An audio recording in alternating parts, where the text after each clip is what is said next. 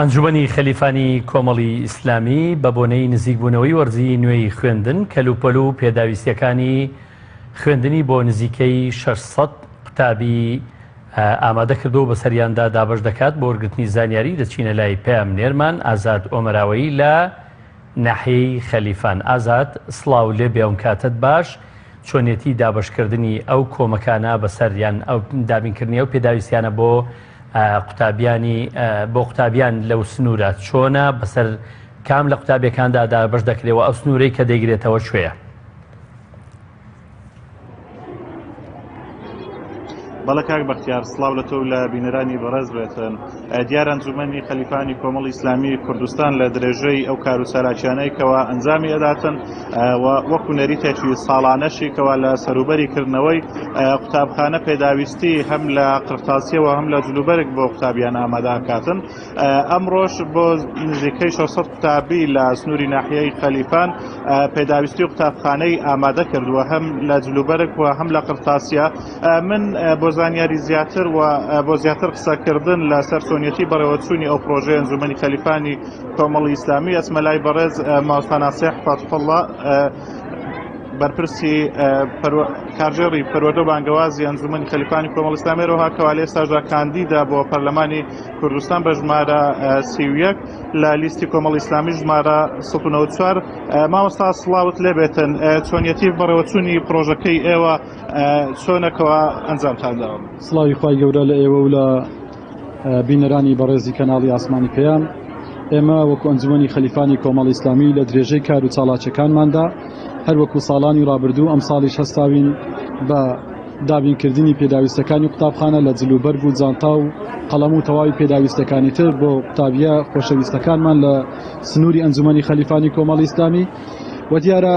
ئێمە لە ساڵانی ڕابردووش ئەو پرۆژێمان هەبوو، واتە پرۆژەی یەکەم و کۆتا پرۆژەمان نییە و کۆتا پرۆژەش نابی ئینشاءڵڵا. ئێمە لە سۆنگەی هەستکردنمان بە بەرپرسیارەتی بەرامبەر بە خەڵک و بە جەماوەری خۆمان ئێمە بەو کارە هەڵساوین و بە پێویستمان زانی ئەو ساڵ پرۆژەکەمان زیاتر فراوانتر بکەین کە ژمارەیەکی زۆر لە قوتابیان لە کوڕان و لە کچان ئەم پرۆژەیە بیگرێتەوە کە زیاتر لە نزیکەی 500 قوتابی لە هەردوو ڕەگەزەوە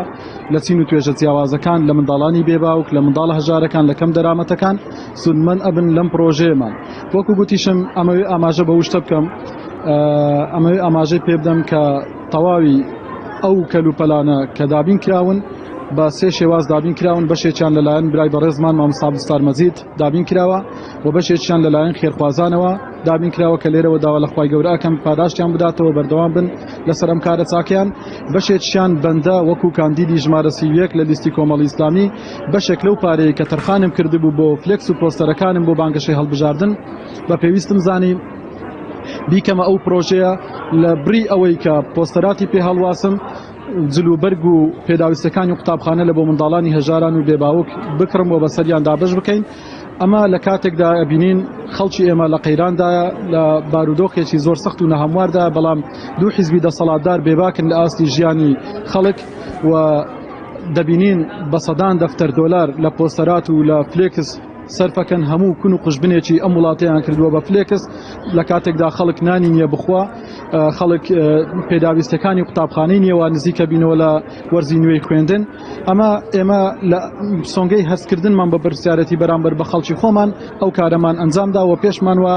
ئەم کارەمان پێ باشترە لەوەی چەند مەتر فلێکسێک بکڕین و لە شوێنەکاندا هەڵیواسین و ژینگەی کوردستانی پێپیز بکەین، چونکە زانین ئەم وڵاتە پێویستی بە پۆستەرات و بە فلێکسی گەورە نییە، پێویستی بە عەقڵی گەورە هەیە. ئێمە ئەمانەوێ خەڵکی خۆمان وا وشار بکەینەوە کە هەمیشە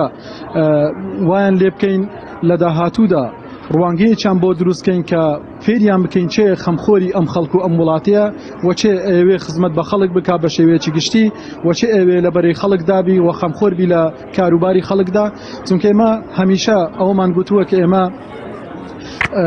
خزمەتکردنی خەڵک مشور خواردن لە خەڵک بە دەم داواکاریەکانەوە هاتنی خەڵک بە بەشێک لە عیبادەت ئەزانین، بە بەشێک لە دینداری و موسڵمانێتی ئەزانین، هەر وەکو پێغەمبەری خوا صلی الله عليه وسلم فەرمێ من لم يهتم بأمور المسلمين فليس منهم. هەر کەسێک مشهور لە کاروباری مسلمانان نەخوا بە تەنگ ئازار و چەڵەمەکانیانەوە نەچی لە مسلمانان نییە. بۆی ئێمە ئەو کارانەی کە ئەیکەین نایکەین بە منەتێک بەسەر خەڵک بەڵکو بە عیبادەتی تێگەین داواکارین لە خوای گەورە لێمان وەربگرێ و ببێتە توێشوێک بۆ ڕۆژی دواییمان. زۆر سپاس بۆ بەڕێز مامۆستا ناسیح فتحوڵڵا. بەڵێ گەر هاوکارم یارمەتی دەرم بێتنەوەی ئەیبینن کاک بەختیار دیارە ئەو پێداویستیانەی قوتابخانەن کەوا ئەنجومەنی خەلیفان بە هاوکاری مامۆستا عەبدولستار هەروەها مامۆستا ناسیح مەلا فتحوڵڵا ئامادەیان کردووە پاشکەمێکی تر بەسەر قوتابیانی سنووری ناحیەی خەلیفان دابەش یەکەن. هەروەها ئەمەوێ ئاماژەش بەوە بدەم کەوا هەر ئەمڕۆ بە ئامادەبوونی کاندیدانی کۆمەڵی ئیسلامی بەڕێز مامۆستا عەبدولستار مەجید و بەڕێز مامۆستا مەڕوان گەڵاڵی و بەڕێز مامۆستا ناسیح مەلا فتحوڵڵا لە سنووری ئەنجومەنی خەلیفان چەند سالاچیەک بەڕێوە ئەچێت و تیایدا کۆڕێک بەڕێوە چێت. سپاس بۆ پەیامێرمان ئازاد ئۆمەراوەیی لە خەلیفان.